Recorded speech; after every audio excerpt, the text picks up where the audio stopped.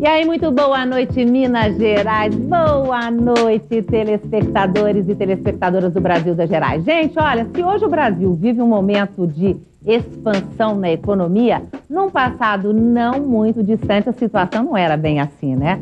Olha só, você se lembra da inflação alta, dos preços congelados e da poupança confiscada? Você lembra? O RV, você lembra o que é isso?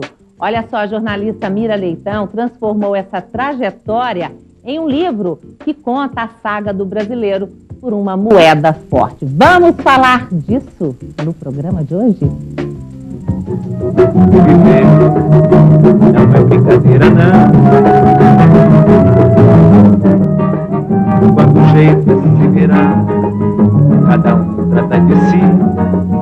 Irmão desconhece irmã. Dinheiro na mão é vendaval, dinheiro na mão é solução. E solidão. Dinheiro na mão é vendaval, dinheiro na mão é solução. E solidão.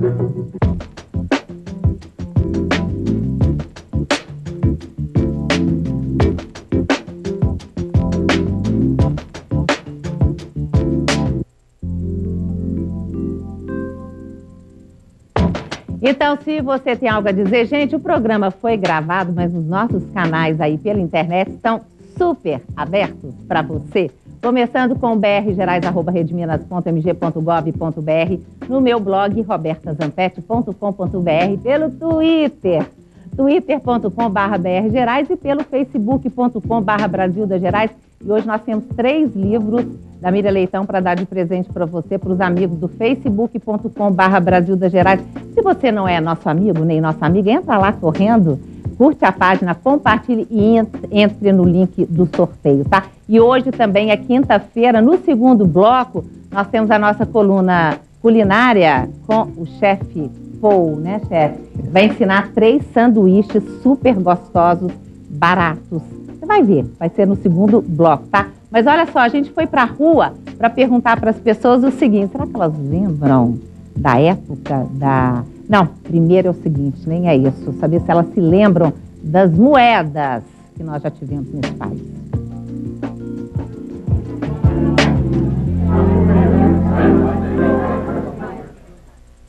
Real, cruzado, cruzeiro, cruzeiro novo, que eu me lembro só. Cruzeiro, cruzado, o RV, que foi a unidade real de valor que nós tivemos algum tempo atrás, e o nosso real. Olha, eu lembro do réis, do cruzeiro, do cruzado. Que eu lembre, cruzeiro, cruzado e real, que eu lembro. Ah, pois é, olha só, mas antes de conversar com a Mira Leitão, nós fomos atrás de um colecionador e ele mostra tudo direitinho, essa questão da, digamos assim, né, a história do nosso dinheiro. Olha só. A princípio, a moeda ela tem importância econômica para o país, né? Agora, as cédulas antigas, elas têm uma importância somente para colecionismo, né? Desde 70, da década de 70, né? E a questão de troca de ministro, troca de presidente do Banco Central, né? Então, é uma variedade muito grande. Então, cada modelo de cédula tem várias cédulas diferentes, com assinaturas diferentes, né? Dessas cédulas aqui, existe essa cédula aqui de 500 cruzeiros, com a assinatura do Antônio Delfim Neto e como ministro da Fazenda, né? É presidente do Banco Central. Não, perdão. Ele era o ministro da Fazenda e o Hernani Gouveia, presidente do Banco Central.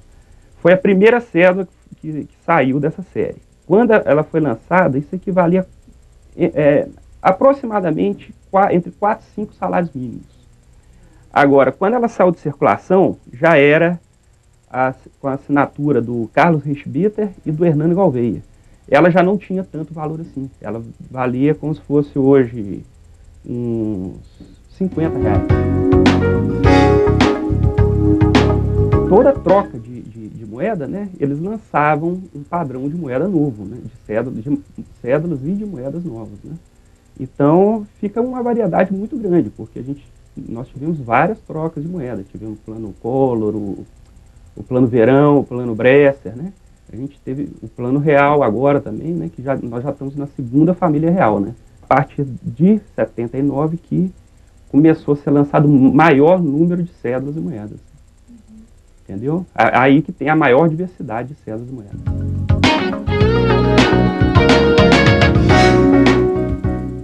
Foi na família real que a gente perdeu as personalidades, né? Que antigamente todas as cédulas, né, desde inclusive do Império, vinham com personalidade. Olha que interessante. Agora, Miriam, você estava comentando aqui que você começa o seu livro justamente em 79, né? Vou mostrar aqui, né? O professor de numismática estava falando, né, de um colecionador, né?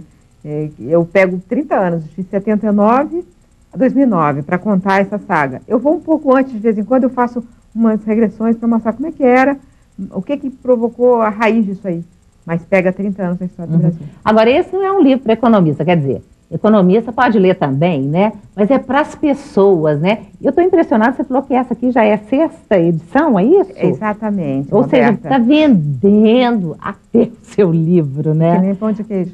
Que nem pão de queijo. Que coisa, você deve ficar na felicidade, né? Na felicidade é porque eu sonhei com esse livro. Eu fiquei muitos anos sonhando. Para falar a verdade, eu passei muito tempo com muito medo de não dar conta de fazer o livro. E eu achava assim, tá bom, eu vou fazer porque é minha obrigação. Como jornalista, eu vi minuto a minuto dessa história. Você foi testemunha, né? Eu fui testemunha, eu mesmo sofri, né? Mas eu também vi as pessoas, como é que as pessoas viviam. Então eu queria fazer um livro assim, que não fosse um livro para economista, que fosse para, sabe, que contasse um pouco de como é que cada pessoa viveu. E quando eu fiz, eu achei, tá bom, eu cumpri minha obrigação, que eu vi tudo, eu precisava contar. Mas não achava que fosse vender, que fosse fazer sucesso um livro sobre inflação. E de repente está na 6ª edição, então eu estou feliz da vida. Pois é, agora a nossa inflação, inclusive eu até perguntei aqui, tem uns internautas que mandaram para a gente, o Rony Bruno falou, olha, eu me lembro da época da inflação que minha mãe mandava eu comprar arroz. Pela manhã era um preço e à tarde já era outro preço. Épocas difíceis, diz ele, né? Depois o Marco Duarte falou, olha, na época eu ainda trabalhava como caixa e havia maldita tabela de conversão. Lembra? Uma confusão danada com clientes reclamando na boca do caixa. Levava mais tempo explicando os valores cobrados do que propriamente trabalhando. Quem trabalhou de caixa naquela época deveria ganhar um troféu. Olha, muita gente deveria ganhar um troféu. Por exemplo, o que é viver nesse ambiente em que os preços sobem o tempo todo? Você não conseguia fazer nenhum planejamento. Como é que as empresas conseguiam se organizar? Como é que as pessoas conseguiam se organizar? É um mistério. Por isso que eu fiz o seguinte, eu entrevistei pessoas que estiveram no governo e que fizeram os planos econômicos, mas também conversei com gente como uma dona de casa, o designer, a atriz, o motorista de táxi, para que eles contassem histórias como essa que está contando. Porque cada um que viveu ou ouviu sua mãe contar, né, dependendo da faixa etária, sabe como foi dramático. Então, por isso que chama saga brasileira, não é a história por trás dos bastidores do plano real, não é isso, não. Eu pego um período grande, eu vou mostrando como é que ela foi crescendo. 30 anos, né? Ela foi crescendo, engoliu o país, depois, como é que foi preciso persistência para manter ela baixa, inclusive governo após governo, mantendo a mesma política. Se você abrir aí, você vai ver um super gráfico, que eu, lá mais adiante, quer ver, eu te mostro, que tem um gráfico que eu mostro. Eu tentei resumir isso de forma assim, gráfica, né? Então aqui você tem os primeiros 15 anos, né? A 79 até o plano real. Depois o outro, olha como é que o país mudou. Ó. É impressionante. Aqui, nesses primeiros 15 anos, foram 13 trilhões 300 bilhões por cento. E aqui foi menos de 200% de inflação. Né? Olha como é que foi a confusão, né? Que o Brasil viveu. Pois é, agora essa confusão, quer dizer, esse livro é um livro de história, sim, né? De história econômica. Agora, justamente, econômica. Por que é importante a gente conhecer a nossa história? Porque a gente sabe que tem muita gente, né? Aliás, vamos colocar, a gente fez um Povo Fala, a gente foi para a rua para saber se as pessoas se lembravam da época da inflação. Olha só.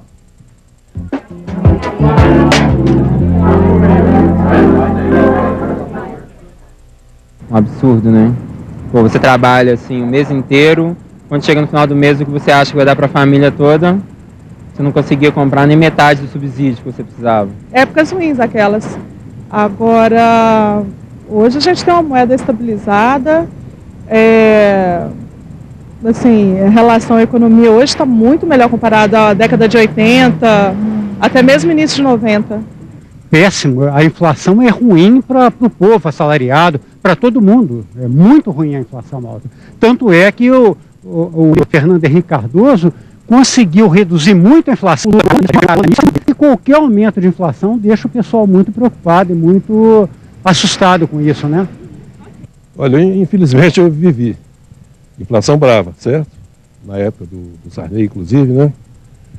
Que era quase 80% de inflação. Depois houve o congelamento e de lá para cá o Brasil estabilizou um pouco. A inflação eu acho razoável no momento. Pois é, olha só, o pessoal falou e o Vitor Júnior falou, senhor Roberto, essa juventude não desespero. Não recebia o salário, corria aos mercados para comprar os alimentos, pois no dia seguinte o poder de compra já havia despencado. Não sabe o que é viver numa economia com os preços relativos completamente descontrolados, passamos dessa fase, mas sim temos de estar atentos, pois essa memória inflacionária bate em nossa porta diariamente. Ou seja, esse livro, ele é fundamental também porque a gente precisa saber da nossa história, quer dizer, uma história recente que realmente tem muita gente que não viveu isso, né? Muita gente que não viveu, mas você reparou como é que os seus entrevistados, todos os dois, povo fala, que a gente chama aqui no jornalismo de povo fala, que é isso, ir para a rua e entrevistar pessoas. Eles têm memória. Por exemplo, os primeiros acertaram várias moedas. Não lembro a sequência, que a sequência quem tem que lembrar sou eu. Sim. É assim, R$1.000 entrou em 42. Aí depois virou o Cruzeiro, não sei se foi 4, depois o Cruzeiro novo. Então. Aí, mas nesse período aí que eu estou pegando, eu peguei, era Cruzeiro, virou Cruzado Novo, aí depois veio novamente Cruzeiro, aí depois veio Cruzeiro Real, aí veio o RV e aí veio o Real. Uhum. Tudo isso num período de 8 anos. Pois é, agora por que a gente viveu essa inflação tão alta assim? Olha, por que isso aconteceu? A inflação, ela veio alta no Brasil há muito tempo. Nos anos 40 já chegou a 2 dígitos, ou seja, acima de 10%, que é um nível considerado muito alto por qualquer economista. E aí o governo foi subindo, chegou a 80%, e quando chegou a 80% ao ano, foi feita a ditadura militar. Um dos pretextos que eles disseram para o golpe foi a inflação alta. Mas eles fizeram o pior negócio, que foi o seguinte, eles criaram a indexação, né? Ou seja, todos os preços e salários eram corrigidos de acordo com a inflação passada. Só que não era tão simples assim, porque o salário demorava mais a corrigir do que os preços, né? Como sempre, né? Como sempre. Então, isso fazia com que a inflação fosse subindo. Quando terminou o governo militar, a inflação estava em 300% ao ano, mas, na verdade, foi ele que criou essa confusão, foi o governo militar. Porque, ao criar esse mecanismo da indexação, da correção monetária, ele colocou um veneno na moeda. E a moeda, você não conseguia debelar isso aí. Ela começou a subir. Não foi a única causa da inflação. Os gastos controlados do governo, outras coisas também provocaram. Mas aí levaram essa maluquice que foi 80% ao mês, como disse um dos entrevistados, e isso chegou a 5.000% ao ano, né? Mas, assim, os 12 meses antes do Plano Real foi de 5.000%. Uhum. Então, precisou de muita engenharia, muita competência, muita persistência. Os brasileiros tiveram que ter muita vontade de ter inflação sob controle. Você mostrou ali as fotos no início, né? Uhum. Tem uma foto que é a bandeira do Brasil. Ela está pintada assim, seja bem-vindo, Real. Agora pensa, Roberto, tinha tido um monte de plano, todos fracassados, mas as pessoas ainda estavam querendo acreditar. Uhum. Ia dar certo. Uhum. E deu certo. Quer dizer, e o Real tem pai? O Real tem vários pais, na verdade. Porque não é só porque ele é filho bonito, é porque tem vários pais mesmo. O presidente da República, no momento que foi feito, é o Itamar Franco. Uhum. E o presidente tem o poder de dizer sim ou dizer não. Então, ele é efetivamente um dos pais. Uhum. O Fernando Henrique era o ministro dele. E foi ele que quis tentar e levou os economistas para lá. E apesar de ter dado tanto fracasso anterior, né, 5 planos fracassados, ele conseguiu organizar isso, bolar uma forma mais inteligente de fazer um plano, menos intervenção, não congelamento, mas sim convencimento. Então ele também é um dos pais. Os economistas que fizeram. Mas eu acho que o grande pai da moeda estável é o povo brasileiro. Se ele não tivesse fiscalizado cada momento, tem uma foto que todo mundo está com a máquina de calcular na mão. Sabe o que é isso?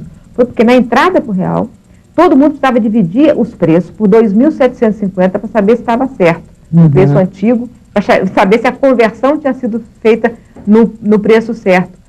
Se as pessoas não tivessem saído com a máquina de calcular na mão, os supermercados poderiam ter botado mais alto, você tinha tido uma inflação inicial do real que mataria o real. E, pois é, você está falando isso, será que o brasileiro tem noção disso, que ele foi fundamental para isso?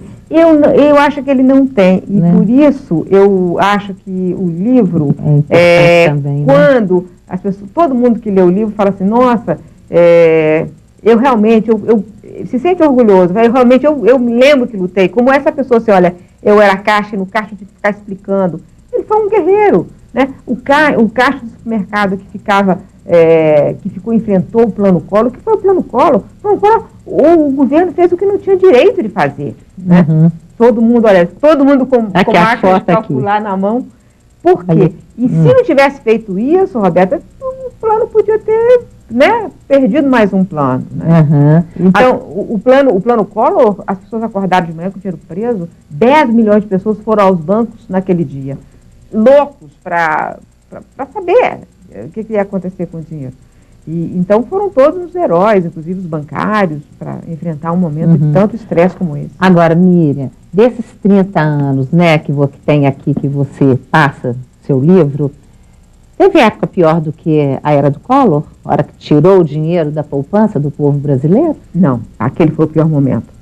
A gente achava que o pior momento era a hiperinflação do Sarney, e realmente foi horrível. No final do governo Sarney, quando descontrola completamente tudo. A gente achava que era o pior momento.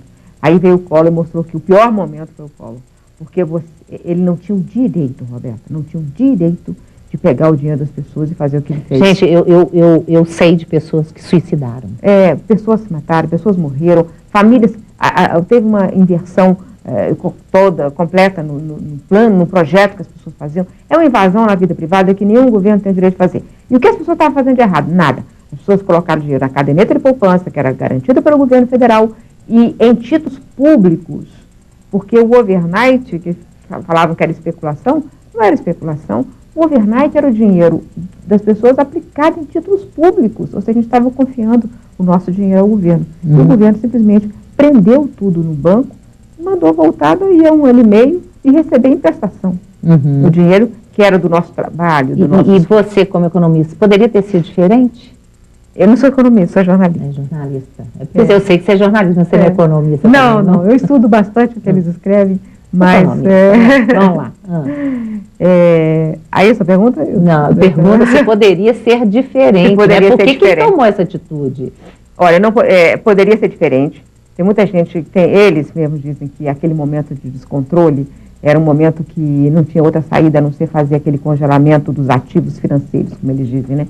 Que é ou seja, o congelamento do dinheiro. Mas todo governo começando tem muito poder, que é o poder que lhe dá o eleitor que votou nele e o mesmo eleitor que não votou nele, que confia que aquele será um novo momento. É isso que eles chamam de lua de mel, o momento que todo mundo está apostando no governo, independentemente de ter votado ou não. Assim é a democracia. Ele poderia ter pegado esse capital político e ter feito uma outra transição. O Itamar Franco não fez violência nenhuma. O Plano Real não teve violência. O Plano Real foi um plano que foi pactuado. As pessoas eram convencidas a mudar seus preços, salários, aluguéis, contratos para o RV. Mas ninguém era obrigado. Se todo mundo fizesse, a moeda seria transformada, o RV em real. E todo mundo fez em 3 meses.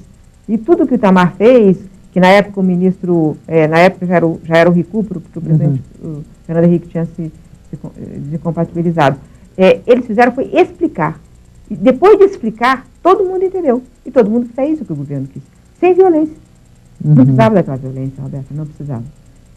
Agora, o que mais, hein, dessa época toda, né, dessa trajetória, você acha que é importante as pessoas saberem? Eu acho que é importante as pessoas saberem por isso. Porque, primeiro, as pessoas viveram uma história grande demais, forte demais, e foram guerreiras demais e não se dão conta. As pessoas da minha geração. As pessoas mais jovens ouviram seus pais, suas mães, e precisam valorizar isso. Foram criados com dificuldade. Quer dizer, mães e pais que criaram seus filhos em ambiente hostil. E pessoas que ouviram seus avós dizerem desse momento. E precisam guardar. Precisam guardar para que o Brasil nunca mais repita esse erro. Porque a inflação precisa ficar baixa para a gente poder construir o projeto. O projeto de incluir mais brasileiros, por exemplo. O projeto de melhorar a educação. Tem tanto projeto para fazer, mas a gente não pode ficar lutando com a inflação descontrolada, como foi durante muito tempo. Então, esse livro é um livro que conta, que eu fico contando, assim, tanto eu conto os bastidores do governo, dúvidas, incertezas, erros, como é que era na casa da Dona Rosa Batista. Como é que é a casa da Dona Rosa? Eu até anotei aqui, tem a Dona Rosa, tem a Dona Laura, tem a Edilene, é maravilhosa. quer dizer, tem essas mulheres. Edilene Janjar. A Laura Damasceno, ela de Uberlândia, ela morava numa cidade pequenininha, eles nem usavam muito dinheiro, eles usavam mais ou menos troca de mercadoria entre eles. E ela foi morar em Uberlândia e o primeiro emprego dela foi trabalhar numa loja.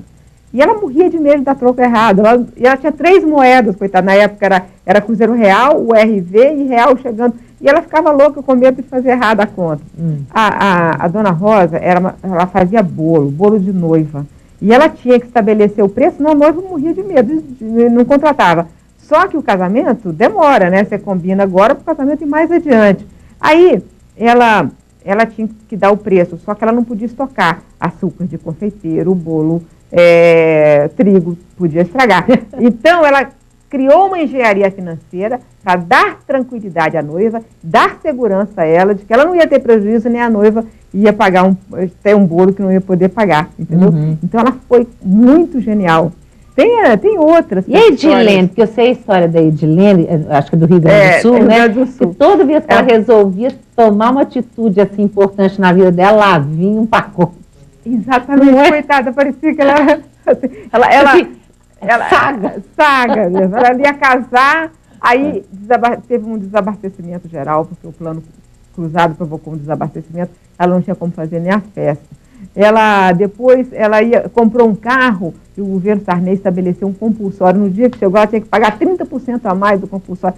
Olha, depois ela tem um outro projeto, prender o dinheiro. Olha, um dia ela saiu da cidade, foi morar, foi de carrinhos, depois entrou no colo de carro para Porto Alegre para procurar emprego, porque não tinha emprego nenhum na cidade, porque acabou o emprego, o plano Collor provocou uma recessão horrorosa. Né?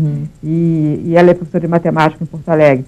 Então, enfim, são histórias de gente de carne e osso e que viveram isso. O meu desafio como jornalista é contar a história do jeito que ela foi, porque a história com os economistas, eles me desculpem, eu preciso muito dos economistas, mas eles escrevem de um jeito brincadeira, ninguém consegue entender aquilo. E fica muito árido. E, na verdade, economia é vida.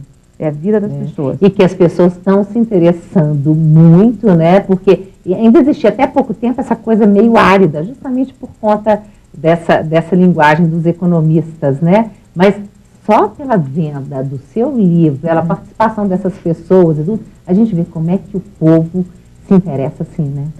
Na verdade, o brasileiro entende mais de economia do que ele pensa que entende. Isso eu queria chegar. Talvez ele não conheça as palavras dos economistas, mas também ninguém merece aquelas palavras. Tá? Brincadeira, né? Banda diagonal endógena é brincadeira, né? Isso para mim é palavrão. Pois é, só tem palavrão. Aí, eu tenho a obrigação de saber todas aquelas palavras para falar em português com as pessoas. Né? Essa é a minha função. Eu sou jornalista de economia, eu tenho que explicar. Né?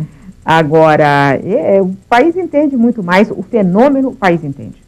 O fenômeno entende. Tanto entende que participou desse projeto. E o projeto, nesse momento, o projeto de botar a inflação lá embaixo, controlar a inflação, e depois, mesmo mudando o governo, foi mantido. Por quê? Porque era um projeto do país inteiro. Né? Era um projeto do país inteiro. E aí, hoje, as pessoas continuam tendo dúvidas, várias dúvidas, claro. Mas o brasileiro sabe muito mais do que ele pensa. Agora, você mostra nesse livro que você é uma pessoa otimista, né? Quer dizer, o Brasil daqui para como está hoje, né? Essa questão do crescimento e tudo, quer dizer, eu senti que você é otimista. Você acha que estamos no caminho certo? Roberta, eu vi o Brasil melhorar. Eu cheguei à juventude na ditadura e a gente venceu a ditadura. Aliás, na ditadura você chegou a ser presa, né? Eu fui presa, fui torturada, grávida do meu filho mais velho, que aliás... Você tinha 19 anos de idade, né? Eu fiquei impressionado. Eu não sabia disso, eu fui ler a sua história e vi. Mas, enfim, a gente venceu a ditadura. Depois, a gente enfrentou a inflação, a hiperinflação, e a gente venceu a hiperinflação. E estamos vencendo agora a pobreza, estamos reduzindo a pobreza no governo Lula, no governo Dilma, principalmente. Quer dizer, começou no plano, o plano cruzado, o plano real, ele derruba o percentual de pobres. Depois chega o Lula, derruba mais ainda o percentual de pobres. E a Dilma também continua esse projeto. Então, se você pegar esse período do Itamar, Fernando Henrique, Lula e Dilma, você sai de 48% de pobres para 23% de pobres. Então, e vai continuar reduzindo, quer dizer, o país está reduzindo o percentual de pobres.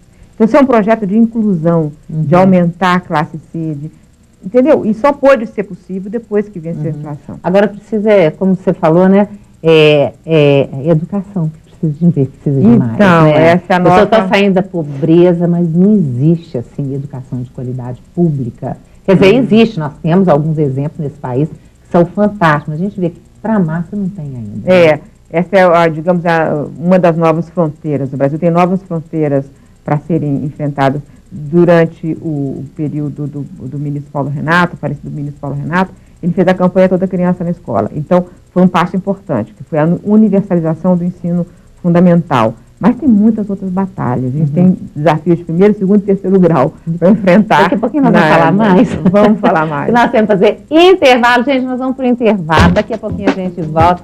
Tem culinária no segundo bloco, tá? E os nossos contatos... Ah, tá! 3 livros da Miriam Leitão, Saga Brasileira, A Longa Luta de um Povo por Sua Moeda. São 3 livros no Face, só para os amigos do Facebook hoje, tá? O telefone hoje não dá. facebook.com/Brasil das Gerais. Vai lá que você vai adorar. A gente volta daqui a pouquinho. Tchau, tchau.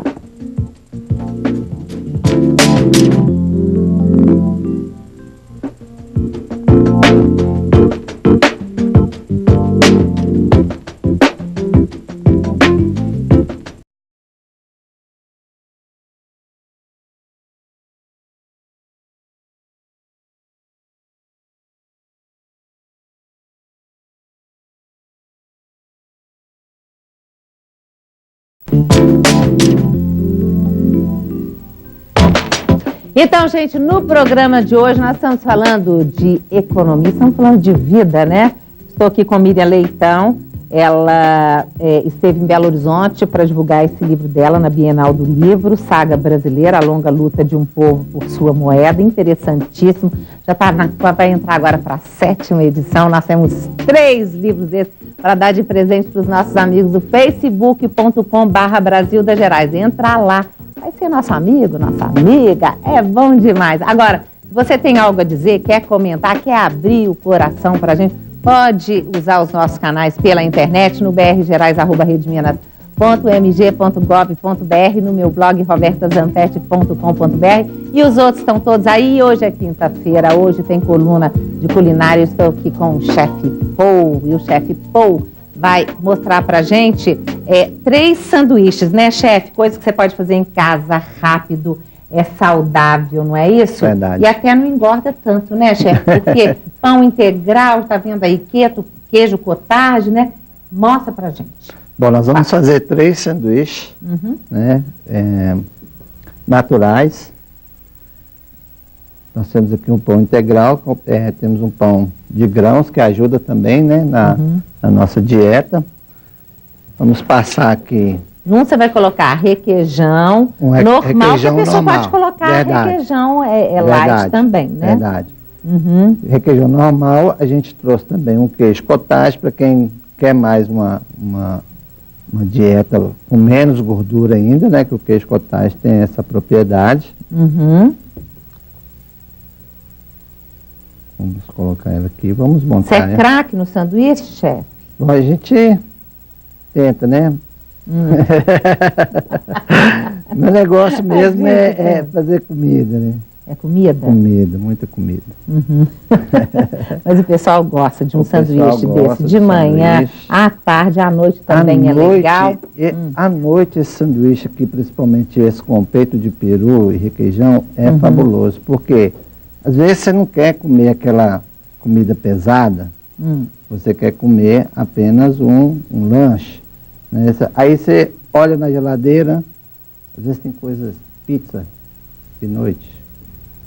Pizza é uma delícia, mas engorda. Aí de vez em engorda. quando, né, chefe? Não pode ser Então você sempre. coloca... Gente, olha o capricho Você dele. tem Eu já ia colocar assim, um em cima do outro e pronto. Você tem um sanduíche desse aqui, vai te deixar satisfeito, né? Porque tem proteína, tem o queijo também e o pão, carboidrato, né? E o verde, né? E o verdinho Aí você está aqui, colocando alface, você está colocando americana, rúcula também, né? A rúcula Tá. eu vou fazer um outro sanduíche, porque para quem não quer comer carne. Hoje em dia tem muitas pessoas que não comem sim. E nenhum aí, tipo de carne. só isso o sanduíche está pronto. Tá pronto. Quanto que fica um sanduíche desse? Ó, no caso desse aqui, com um requeijão comum... Você vai colocar mais né? uma fatia de pão aí? Vou colocar mais uma fatia de pão aqui. É uma refeição, Roberta, é uma Jesus, refeição completa. Só vai mais uma então, né? Não, porque se você come um desse aqui, a pessoa não quer mais. Aí já vai logo. Aí já vai logo, já parte para Mas outras aqui você coisas. faz um outro sanduíche mais... Não, só... Não, só vou fazer mais uma camada aqui. Tá bom. Vou fazer mais uma É camada. porque a gente tem um aqui até pronto, agora que eu estou prestando Isso, atenção isso. nele, que são 3 andares. 3 chefe. andares, é. É isso mesmo. Tá bom. E agora? Esse o aqui outro- com requeijão comum fica na faixa de R$ 2,40. Muito Ô, barato. Miriam, às vezes é muito melhor a gente poder fazer as coisas em casa, né? Hoje a gente vê que as pessoas estão sem tempo, almoça na rua, às vezes lanche, vai comer aquelas coisas, coxinha, pastel, que isso tudo é uma delícia, eu acho. Mas não faz bem, a gente sabe disso, engorda e gasta muito mais, né? Gasta muito mais. E também é o seguinte, quer dizer, isso, domingo de noite, está com preguiça de fazer qualquer coisa, não quer sair, está cheio de trabalho no dia seguinte, faz um sanduichinho desse, ó, maravilha. Isso é boa na cozinha, Miriam? Eu não, mas meu marido é. Porque hoje os homens é que estão cozinhando cada vez melhor, estão detonando no fogão, eu acho ótimo. E ele cozinha para você? Eu apoio muito, ele cozinha. Eu dou todo o apoio a ele nesse momento. Você fica lá, né? Eu lavo bem direitinho as coisas, eu corto assim, algumas coisas do jeito que ele manda. Do jeito que ele manda. Eu fiz uma cozinha só para ele, assim. Tá né? certo, meu marido cozinha também, é uma delícia. Aqui, esse outro que você está fazendo, aí você colocou o peito de peru também, só que você colocou o queijo cottage, tá? Que é uma versão Isso mais... aí. E esse queijo, você vai colocar onde? Esse aqui é eu queijo vou de montar búfala, esse aqui, né? mussarela de búfala, Tá né? vendo como é que eu já conheço? Que ela é mais clarinha. Aham. E aí, Aqui faltou o... ô chefe, como é que Oi. começou essa sua paixão pela culinária, hein? A minha mãe, ela era banqueteira, né? Ela fazia salgados, tortas, né? E ela falava com a gente, não mexe com isso não, é muito trabalho. Eu até tentei, trabalhei de garçom, comecei com garçom, como garçom. E corrida, cozinha, mas coração. Não tem jeito, Tem né? jeito. A gente fica brincando que é a vocação, né? Tá. Que vem da palavra convocare, que vem do latim, que significa assim, a natureza está te convocando para aquilo. Verdade. Por isso que eles falam, né, que é a questão da vocação. Mas aí você trabalha em Lagoa Santa. Eu trabalho em Lagoa Santa. Aqui, esse aqui, então, sem carne, você vai colocar o tomate seco. Tomate seco. Tá. Não pode colocar Agora você não muito pra falou, esse ficar- aqui ficou em quanto? Esse aqui com o queijo cottage, ele fica na média de R$ 2,90. Não é tão caro. O queijo cottage é quase 2 vezes mais do que o outro, né? Mais caro, tá mais certo. caro, aham. 2 vezes mais caro. Tá. E aí, esse aqui você colocou tomate seco. Tomate seco, Uhum. mussarela de búfala, rúcula, que são 3 ingredientes que se completam. Se tem algo que se completam, são esses 3 ingredientes. Uhum. Pode colocar alface? Podemos. Pode, ué. Né? Se você quiser colocar outras coisas que as Pode pessoas colocar gostam também. tomate comum? Pode também. Quer colocar um requeijão para poder ficar mais grudadinho umas coisas? Uhum. Essa mussarela de búfala é uma delícia. É. Agora, esse fica em quanto? Esse aqui, apesar do preço do tomate seco ser mais caro, mas você não usa muito. Você vê que eu usei pouquinho. É, porque ele é forte ele também, é muito né? forte. Você não pode colocar muito que fica até ruim para comer. Uhum. Fala. Esse aqui fica na faixa de 2,60. Oi?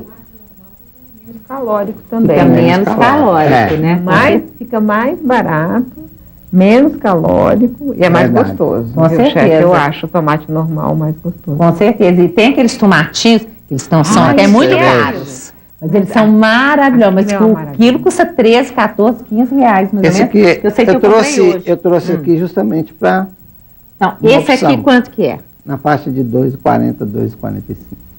Então, muito barato. Se você for comer um sanduíche até desse... que o tomate seco ficou mais barato do que os outros. O queijo cottage. Não, uma delícia, chefe. Né? Uma delícia, aí você viu? pode abrir, cortar ele no meio. E aí é só? Só degustar. Ai, que delícia, gostosinho, gostoso demais. Tá? Aqui, até inclusive a gente está brincando com essa coisa, né, da pessoa levar as coisas que é mais saudável, não gastar tanto na rua, porque muita gente, você fala o seguinte, que as pessoas te perguntam muito, inclusive tem aqui, eu vou ter que achar, as pessoas perguntam assim, olha, tem medo, a gente precisa de ter medo da inflação voltar, o Brasil está tão bem, mas com essa crise toda na Europa, quer dizer, o que você acha disso tudo? Olha, primeiro é o seguinte, o ano passado, nessa mesma época, as pessoas estavam me perguntando muito se a inflação ia voltar, porque a inflação estava subindo mesmo. Você vê como é que o brasileiro tem a sensibilidade, ele sabe exatamente quando a bichinha começa a aparecer na esquina, né? Então, o ano passado a inflação foi até 7%. Agora ela está numa fase de queda, quer dizer, sobe os preços, mas num ritmo menor, né? Agora, a crise externa nos afeta muito, né, Roberto? Você vê, o dólar foi para 2, não por causa de nenhum motivo brasileiro, mas só porque a Grécia está nessa situação. Aí você fala, o que a Grécia tem a ver com a gente, né? É porque... Nós somos no mundo globalizado, o mundo né? globalizado, tudo afeta tudo. E nesses momentos, quando há um pânico em relação a um país, todos os investidores vão para a moeda mais... que eles acham que é segura, que é o dólar. Então o dólar sobe. Agora, olha só, a Maria de Luz, ela participou pelo Facebook, ela mora na Europa, ela mora em Lisboa. Ela falou assim, olha, quando houve a mudança do euro aqui, sobretudo em Portugal, foi o pânico. Eu ria e dizia sempre, eu tiro de letra porque mudança de dinheiro eu conheci desde pequena. E ter uma moeda forte não é fácil, né? Mas olha só, o Luiz Moura, peraí, eu até perguntei, Flávio Senra, desculpa, gente. Ele quer saber a sua opinião, Miriam, sobre a sobrevalorização do real logo após a sua implementação e o enriquecimento, de André Lara Rezende, um dos formuladores do Plano Real, os criadores do real, sabiam dessa valorização? Olha, não, o André, inclusive é um mineiro aqui, ele é neto do ex-governador, né, falecido, Israel Pinheiro. Ele é da família Lara Rezende, né, do Otto Lara Rezende e tal. E é um dos economistas mais brilhantes que eu já conheci. E ele, inclusive agora está fazendo uma nova mudança no seu comportamento, que é vendo mais a questão ambiental. E ele ficou rico porque ele foi trabalhar no setor financeiro e ele é muito inteligente. E ganhou dinheiro. Ganhou dinheiro trabalhando. Agora, essa sobrevalorização, no começo, é porque houve uma coisa assim, meio natural. Houve eles corrigiram pelo dólar, né? Mas depois, na travessia, houve uma demanda maior pelo real. E isso fez com que o dólar ficasse desvalorizado, como aconteceu agora. E agora, recentemente, o dólar ficou lá embaixo, 1,60. Agora já voltou para 2. Passou a ser campeão. Entendi. Olha só, o Luiz Moura falou, fazendo essa linha de pensamento em relação ao passado, acho que todos queremos saber como será, na sua visão, né, a situação que devemos esperar para o futuro. E aí também, aí sim, porque eu fiz uma confusão, a ligação que eu queria fazer com um sanduichinho barato para a gente gastar menos também, é endividamento, porque hoje o crédito está muito fácil, a gente vê, eu acho muito legítimo, sabe, as pessoas que nunca tiveram carro, embora as cidades estejam abarrotadas de carro, né, quererem ter o próprio carro, isso é legítimo sim, só que a gente vê que as pessoas estão gastando, a inadimplência está aumentando, né, quer dizer, o que você fala disso tudo? Olha, que o crédito é uma coisa que deve haver na economia. A gente teve até recentemente, por causa até do período da hiperinflação, a gente tinha um crédito que era mais ou menos com 20% do PIB, o total do endividamento das famílias e das empresas. Então isso era muito baixo para padrões internacionais. Agora está em 50%, ou seja, aumentou muito a oferta de crédito. E agora está reduzindo a taxa de juros, inclusive taxa de juros bancários. Mas a gente tem que tomar cuidado, porque você tem que pensar que você faz um crédito, por exemplo, de 5 anos para comprar um carro, então a sua renda fica comprometida, uma parte da sua renda, durante 5 anos, não é por 1 mês, 2 meses, 3 meses. Então toma cuidado, daí para diante você passa a viver com o que te sobra disso aí, que é chamado renda disponível. Porque se você compromete com muitas prestações, há um aumento de inadimplência. Nesse momento exato, está havendo aumento de inadimplência na carteira de veículos dos bancos. Aumentou 100%, saiu de 2,5% para 5,7%, o atraso com mais de 90 dias. 5,7% é muito? Não, não é muito. Mas o ritmo de crescimento em um ano, sair de 2,5% para 5,7%, mais do que dobrar, é perigoso. Então as pessoas também têm que tomar muito cuidado. O crédito é bom, mas a gente tem que saber usar. Tem que usar a favor da gente. Não se pendure no cheque especial, não se pendure no crédito rotativo do cartão de crédito, porque isso aí vai te tomar dinheiro que você não deve e não pode dar aos bancos. Pague sua conta em dia e faça o cálculo direitinho. O crédito deve ser usado, ele é bom para a economia. Usado demais, ele provoca crise. Pois é, a gente tem que cuidar demais. Depois você começa a dever, cai a qualidade de vida, você passa a não dormir direito mais. De noite, tem que tomar remédio para dormir, acorda nervoso, não sei o que lá. Isso só o fato de que um dia te toma o bem pelo qual você passou noite sem dormir. E para um país, quando todo mundo entra assim, nessa fria, o país é que entra em colapso. O que é a crise que a gente está vivendo até agora? Porque nos Estados Unidos e na Europa e tal, houve um super endividamento. As pessoas achavam que estavam ficando mais ricas, estavam ficando apenas mais endividadas, com a oferta excessiva de crédito nos Estados Unidos, na Espanha e em outros países. Então, é para olhar o que eles fizeram de errado, para a gente não cometer o mesmo erro. Pois é, e essa questão dessa sobrevalorização, o que você acha do Brasil daqui para frente? Você já falou sobre isso no primeiro bloco? Mas eu gosto de falar disso, porque assim, eu olho para frente e acho que sim, o Brasil tem vários problemas para serem resolvidos. O Brasil precisa vencer a corrupção, precisa melhorar a educação, precisa vencer a logística, fica mais eficiente para as empresas, para as pessoas, precisa melhorar a mobilidade urbana, precisa cuidar dos recursos naturais. A lista do que fazer no Brasil é grande. Né? Ela é enorme. Né? Agora, ao mesmo tempo, é um país que está caminhando, a momento vence mais uma batalha. Essa história foi a batalha que eu vi. Eu vi e me emocionei a cada minuto, a cada dia, a cada plano econômico, a cada violência econômica. Eu me emocionava com a vida das pessoas, né? Quando, por exemplo, minha mãe tinha acabado de morrer quando teve o plano Collor. Eu me lembrava dela o tempo todo que ela falava assim, é garantido pelo governo federal, minha filha. Então eu falava, meu Deus, se minha mãe tivesse visto isso. Ela passou a vida inteira colocando dinheiro na caderneta de poupança. Então, essa batalha foi vencida. Outras batalhas estão sendo vencidas. Então, nunca vai ser fácil, nunca vai ser completo. O Brasil é um país no meio do caminho. Ele já fez muita coisa, tem muita coisa para fazer. A minha confiança é que, e eu quis passar essa confiança no livro, que a pessoa olhasse para trás e falasse, olha, a gente conseguiu transpor o que parecia intransponível, então a gente vai conseguir de novo. Quem conseguiu, consegue. Quem fez, fará. Entendeu? É um pouco para dar um impulso para as nossas imensas tarefas que a gente tem pela frente, para tornar um país, aquele país que a gente sonha. Que a gente sonha e merece, né? Sonha e merece. Esse tanto de coisa, né? Qual seria o seu sonho, se você pudesse, assim, não dá para fazer tudo, você está falando, nós estamos caminhando, a gente vai caminhando e vai fazendo as coisas, né? Mas qual seria o seu grande sonho? Eu sou filha de professor e professora. Minha mãe era professora primária e da escola pública em Minas Gerais. E meu pai foi fundador de colégio. Então, se eu fosse obrigada a escolher só uma única coisa, eu ia falar educação. Porque ela trará outras coisas. Com certeza. Um povo mais consciente, mais educado, ele está mais preparado para os novos desafios da economia, que é a economia do conhecimento. Então, portanto, vai usar melhor os cérebros, né? E isso vai tornar o Brasil mais competitivo, mais forte, vai lutar por mais transparência na política. Então, eu acho que a educação é o eixo que construirá o futuro, Roberto. Eu também acho que é meu sonho também. Obrigada pela entrevista, prazerão te conhecer. Por estar aqui. Adorei estar aqui. Também adorei, você é muito simpático. Gente, vocês de casa, obrigada demais. Até o próximo programa, até amanhã, né? Tchau, tchau.